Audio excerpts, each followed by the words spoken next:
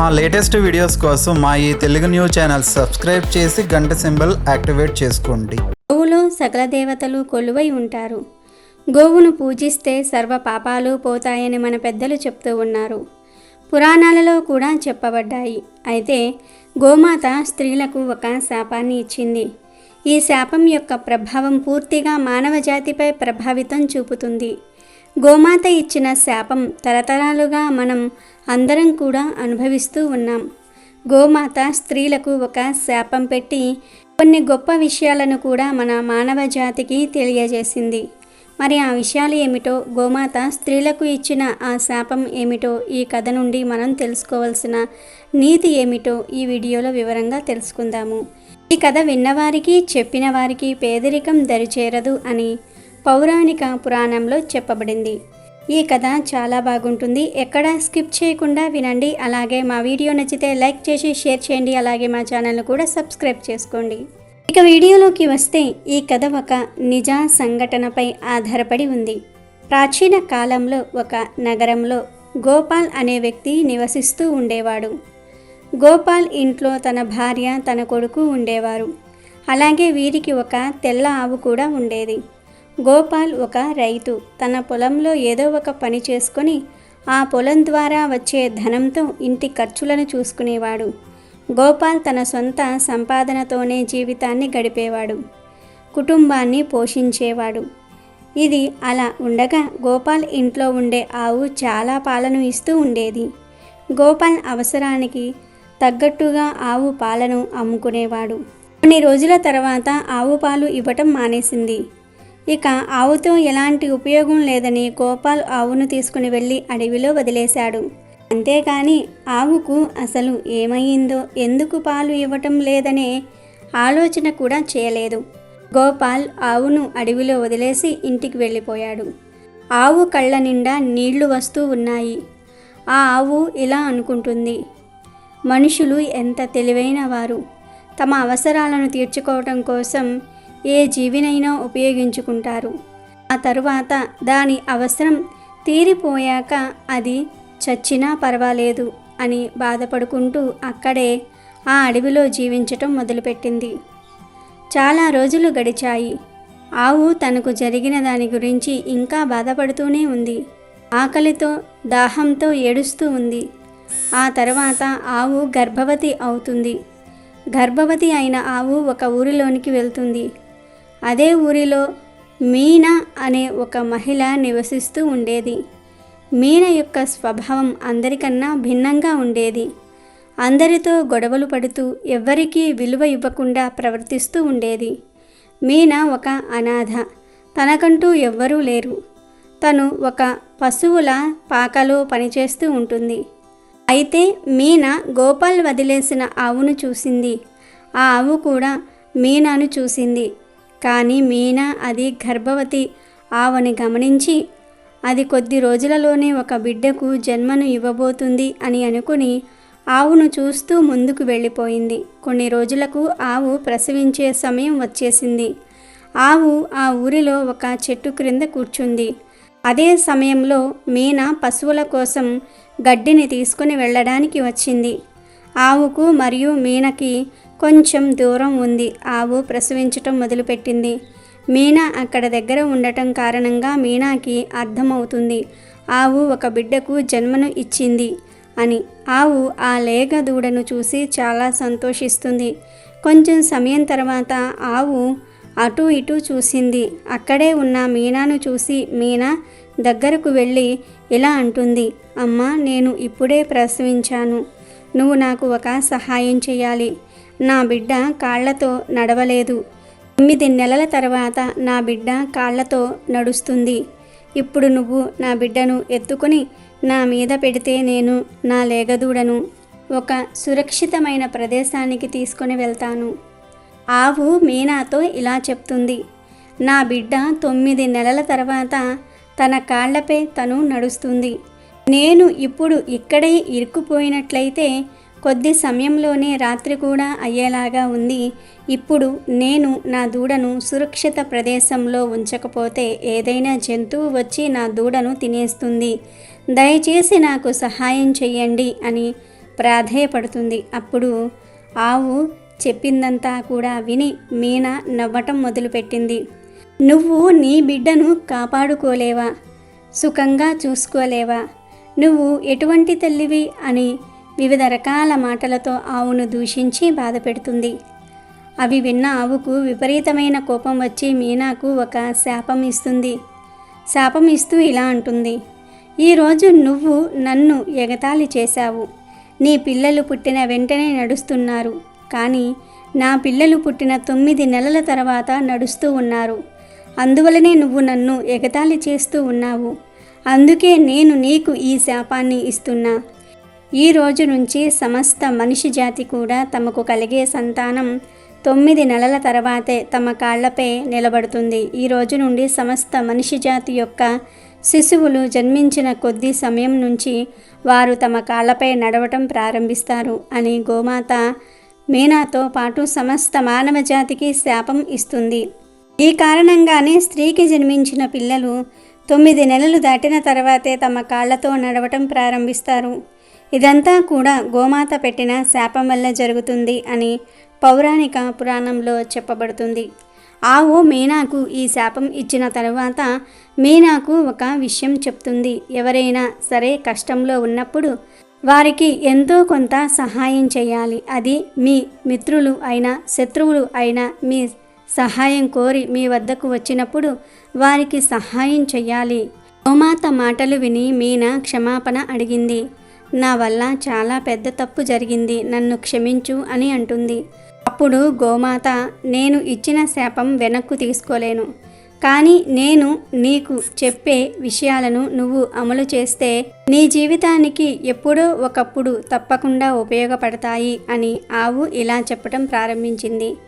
ఎప్పుడూ కూడా ఏ వ్యక్తిపైనా కూడా ఎక్కువ విశ్వాసాన్ని పెట్టుకోకూడదు.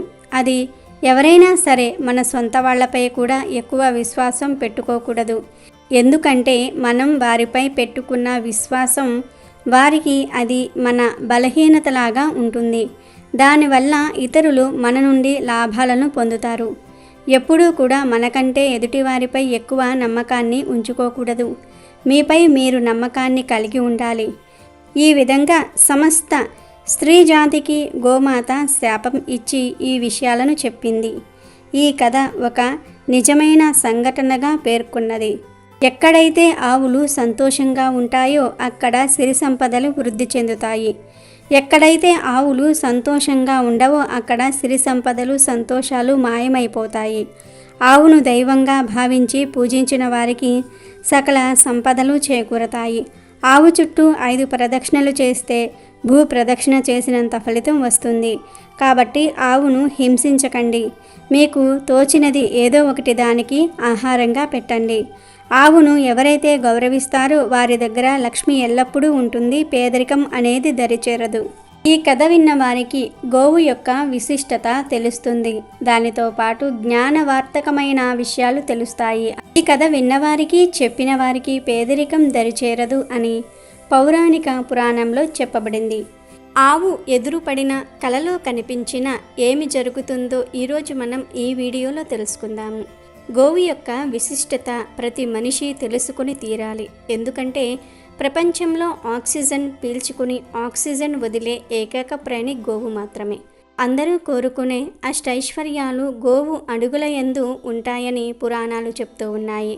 అందుకే భారతదేశంలో గోవును ఎంతో పవిత్రంగా పూజిస్తూ ఉంటారు. మన హిందూ మతంలో ఆవును ఎంతో పవిత్రంగా భావిస్తూ ఉంటారు. ఈ గోమాతను సకల దేవతలు కొలువై ఉంటారని, గోవును పూజించటం వల్ల సకల దేవతల ఆశీర్వాదం పొందుతారని భక్తుల నమ్మకం. భారతీయులు ఆవును గోమాత అని పిలుస్తూ ఉంటారు. గోవు పవిత్రతకు మరియు శుభానికి గుర్తు. గోవు యొక్క పాలు, మూత్రము మరియు పేడ ఎంతో పవిత్రమైనవి. ఆవును దర్శించిన తర్వాత పనులను ప్రారంభించటం ఎంతో శుభశకునంగా భావిస్తూ ఉంటారు. ఒక గోవును దానం చేస్తే సహస్ర గోవులను దానం చేసిన ఫలితం కలుగుతుంది. ఇంతటి విశిష్టత కలిగినటువంటి గోవు కలలో మీకు కనిపిస్తే ఏం జరుగుతుందో తెలుసుకుందాము. మనం రాత్రి సమయంలో పడుకునేటప్పుడు మనకు అనేక రకాల కలలు అనేవి వస్తూ ఉంటాయి. వాటిల్లో కొన్నిటిని శుభ సూచకంగా, కొన్ని అశుభ సూచకంగా మనం భావిస్తూ ఉంటాము.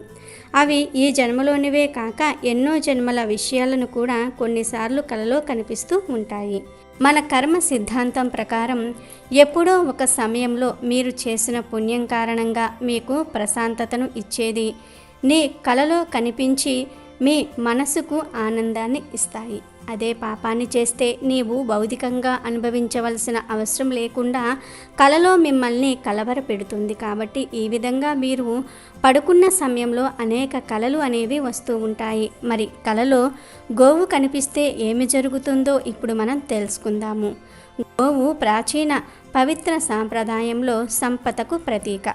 భారతీయులకు అనాది నుండి ఆరాధ్య దేవత. మానవ జాతికి ఆవు కన్నా ఉపకారం చేసే జంతువు మరి ఒకటి లేదు. అలాంటి గోమాత మీకు స్వప్నంలో కనిపిస్తూ ఉంటుంది. అంటే కనిపించినా సరే మంచిదని పెద్దలు చెప్తూ ఉన్నారు. ఇలా స్వప్నంలో కనిపిస్తూ ఉంటుంది. గోవు రకరకాలుగా మీకు కనిపిస్తూ ఉంటుంది. గోవు మీ దగ్గరకు ప్రేమగా వచ్చినట్లు, మీ చేతికి నాకినట్లు, అంటే మీ దగ్గరికి వచ్చి మీ చేతిని నాకినట్లు కనిపిస్తుంది. ఆ విధంగా అనేక గోవుల మందలు మీ కలలోనికి వస్తూ ఉండటం, గోవు మిమ్మల్ని పొడిచినట్లు, వెంటబడినట్లు ఇలా రకరకాలుగా వస్తూ ఉంటాయి. గోవు ఏ రూపంలో కలలో కనిపించినా మీకు అన్నీ శుభాలే జరుగుతాయని శాస్త్రం తెలిసిన పండితులు చెప్తూ ఉన్నారు. ఇందులో ఎటువంటి సందేహాలు లేవని పండితులు కూడా అంటూ ఉన్నారు. ఎందుకంటే గోవులో సకల దేవతలు ఉంటాయి కాబట్టి గోవులో ఉండే సకల దేవతల అనుగ్రహం మీకు కలుగుతుంది. కలలో మీరు గోవును సేవ చేసుకున్నట్లుగా కనిపిస్తే ఆ భగవంతుని ఆశీర్వాదం మీకు ఎల్లప్పుడూ ఉంటుందని అర్థం. రాబోయే రోజుల్లో మీరు సంతోషంగా జీవిస్తారని పండితులు చెప్తూ ఉన్నారు. ఆవు పేడతో అలికిన ఇల్లు కలలో కనిపిస్తే మీరు సొంత ఇంటిని నిర్మించుకుంటారు. గోవుల యందు గోశాల కలలో కనిపిస్తే మీకు జీవితంలో తిరుగుండదు. మీకు అప్పటి వరకు ఉన్న కష్టాలు, సమస్యలు అన్నీ కూడా తొలగిపోతాయి. ధనవృద్ధి కలుగుతుంది. దీనితో మీరు ధనవంతులవుతారు. మీకు ఉన్న కుటుంబ సమస్యలు, బాధలు అన్నీ కూడా తొలగిపోయి సకల శుభాలు కలుగుతాయి. గోవు మీ వెంటపడినట్లు మీ కలలో కనిపిస్తే మీరు చేసే పూజలు, నోములలో ఏదో దోషం ఉన్నదని అర్థం. మీకు కోర్టు సంబంధిత వ్యవహారాలు లేదా ఆస్తికి సంబంధించిన బాధలు ఉన్నట్లయితే అందులో మీకు ఇబ్బందులు ఎదురవుతూ ఉంటాయి. అలాగే దేవునికి సంబంధించిన శాపం మీ జాతకంలో ఉందని అర్థం. దేవతా శాపాలు తొలగడానికి లలితా సహస్రనామంలో ఉన్నటువంటి ఓం హరనేత్రాగ్ని సదగ్న కామ సంజీవ నౌషధి నమః అని చదువుకున్నట్లయితే మీకు ఆ దోషం పోతుంది. లేదా గజేంద్ర మోక్ష ఘట్టాన్ని భక్తిగా విన్నా సరే మీకు జాతక దోషం తొలగిపోతుంది. మీరు బయటకు వెళ్ళేటప్పుడు పిల్లిని చూస్తే మంచిది కాదని అంటూ ఉంటారు. అందులో నల్ల పిల్లి ఎదురైతే అశుభంగా భావిస్తూ ఉంటారు. తుమ్మినా, ఎవరైనా ఎదురు వచ్చినా కాసేపు ఆగిన తర్వాత మీరు బయటకు వెళ్తూ ఉంటారు. కానీ ఆవును చూసినా, ఆవు ఎదురు వచ్చినా మంచి జరుగుతుందని మన పురాణాలు చెప్తూ ఉన్నాయి. గరుడ పురాణం ప్రకారం గోవు, గోమూత్రం, పంట పొలాలు మీ కలలో కనిపిస్తే మీకు అన్ని శుభాలే జరుగుతాయి. హిందూ మతం ప్రకారం ఆవును అత్యంత పవిత్రమైనదిగా భావిస్తూ ఉంటారు. రోజులో ఏ సమయంలోనైనా సరే గోవు కనిపించినా, ఎదురుపడినా మీకు అన్ని శుభ ఫలితాలు కలుగుతాయి. అలా కనిపించినప్పుడు మీరు గోమాతకు నమస్కరించుకోవటం వలన మీ పనులలో విజయాలు మీకు కలుగుతాయి. దీనితో మీరు ధనాన్ని సంపాదించి ధనవంతులవుతారు. గోవు ఎదురుపడటం వలన మీకు ఎదురయ్యే చెడు సమస్యలన్నీ కూడా తొలగిపోతాయి. గోవుల మంద వెళ్ళేటప్పుడు నేల నుండి ఎగిసే ధూళిని పవిత్రమైనదిగా మన పెద్దలు చెప్తూ ఉంటారు. కాబట్టి గోధూళిని చూడటం కూడా శుభప్రదంగా భావిస్తూ ఉంటారు. గోవు, గోమూత్రం, పంట పొలాలు, గోధూళిని ఈ అన్నిటినీ కూడా ఒక్క రోజులో చూసినట్లయితే ఆ వ్యక్తులకు తిరుగుండదని శాస్త్రాలు కూడా చెప్తూ ఉన్నాయి. మనకు వచ్చే కలలో కొన్ని మంచివి ఉంటే కొన్ని చెడ్డవి ఉంటాయి. తమలపాకును హిందూ ధర్మంలో ప్రత్యేకంగా భావిస్తూ ఉంటారు. గణేశుడు, లక్ష్మీదేవికి తమలపాకులు అత్యంత ప్రీతికరమైనవి. కాబట్టి కలలో తమలపాకులు కనిపిస్తే సంతోషం, సంపదతో పాటు మీ జీవితం మారుతుంది. కలలో మీరు తాంబూలాన్ని తింటున్నట్లు కనిపిస్తే త్వరలోనే మీరు విజయాన్ని పొందుతూ ఉంటారు. మీరు చేసే పనిలో అన్ని విజయాలు మాత్రమే కలుగుతాయి. తమలపాకులను తినటం వలన మీకు ఉన్న అనారోగ్య సమస్యలు కూడా తొలగిపోయి ఆనందంగా ఉంటారు. చంద్రుని చల్లదనానికి, శాంతికి సంకేతంగా మనం భావిస్తూ ఉంటాము. కలలో చంద్రుడు కనిపిస్తే మీ జీవితంలో ఎటువంటి ఒడిదుడుకులు లేకుండా సాఫీగా సాగిపోతుంది. మీ కుటుంబంలో ఉన్న గొడవలన్నీ కూడా తొలగిపోతాయి. ప్రశాంతంగా ఆనందంగా జీవిస్తారు. నల్ల మేఘాలు మీ కలలో వస్తే మీకు మంచి జరుగుతుంది. అంటే మీరు దేనిలోనైనా పెట్టుబడి పెట్టినట్లయితే, అంటే వ్యాపారానికి సంబంధించి లేదా ఇతర పనులకు సంబంధించి మీరు పెట్టుబడి పెట్టినట్లయితే మీకు త్వరలో మీరు పెట్టిన పెట్టుబడి కన్నా కూడా అధికంగా ధనవృద్ధి కలుగుతుందని దాని అర్థం. అదేవిధంగా జుట్టు కత్తిరించుకుంటున్నట్లు మీకు కలలో కనిపిస్తే మీకు అప్పటి వరకు ఉన్న సమస్యలన్నీ కూడా తొలగిపోయి ఆనందంగా ఉంటారు. అంటే మీకు ఉన్న ముఖ్యమైన పనులన్నీ కూడా సకాలంలో పూర్తి కావటమే లేదా పూర్తవడము జరుగుతుంది. అంతేకాకుండా అందులో మీకు విజయాలు కలుగుతాయి. దీనితో వ్యాపారంలో వృద్ధి కలుగుతుంది. వ్యాపారంలో వృద్ధి కలగటం వలన మీరు ధనం వృద్ధి చెందుతుంది. అంటే మీరు ధనవంతులు అవుతారు, ధనాన్ని సంపాదిస్తారు. కలలో నెమలి పింఛాన్ని విప్పి ఆడుతూ కనిపిస్తే అదృష్టం మీకు కలుగుతుంది. మీ పేరు ప్రఖ్యాతలు పెరిగి మీరు ఉన్నత స్థాయికి ఎదుగుతారు. తలుపు తెరిచినట్లుగా కలలో కనిపిస్తే మీకు ఉన్న ఆటంకాలన్నీ కూడా తొలగిపోయి ధనం మీ ఇంట్లోకి ప్రవేశిస్తుందని అర్థం. చనిపోయిన పాము కలలో కనిపిస్తే చాలా శుభప్రదం. పాము కలలో కనిపిస్తే చనిపోయిన వారి పూర్వీకుల ఆశీస్సులు మీకు బలంగా ఉంటాయన్న అర్థం చేసుకోవాలి. అంతేకాకుండా ఆ పూర్వీకులు స్వర్గలోకంలో ఉన్నారని అర్థం. కాబట్టి కొన్ని కళలు ఫలితాలు ఈ విధంగా ఉంటాయని పండితులు చెప్తూ ఉన్నారు. కొన్ని కళలు మంచివిగా, కొన్ని కళలు చెడ్డవిగా ఉంటాయి. కాబట్టి ఇప్పుడు మనం చెప్పుకున్న విధంగా మీకు కళలు వస్తే అవన్నీ కూడా మీకు మంచి చేసే పనులను మాత్రమే చేస్తాయి. మరి విన్నారు కదా, మీకు కళలో ఇప్పుడు మనం చెప్పుకున్న సంకేతాలు కనిపించినట్లయితే మీకు అన్ని శుభ ఫలితాలే కలుగుతాయి. ముఖ్యంగా గోవు కళలో కనిపించిన, ఎదురుపడిన గోవులో ఉన్న సకల దేవతల యొక్క ఆశీర్వాదం మీకు కలుగుతుంది. దీనితో మీరు కుటుంబంతో ఆనందంగా అష్టైశ్వర్యాలతో జీవిస్తారు. వీడియో నచ్చితే లైక్ చేయండి, షేర్ చేయండి, బట్ సబ్స్క్రైబ్ చేసుకోవడం మర్చిపోవద్దు.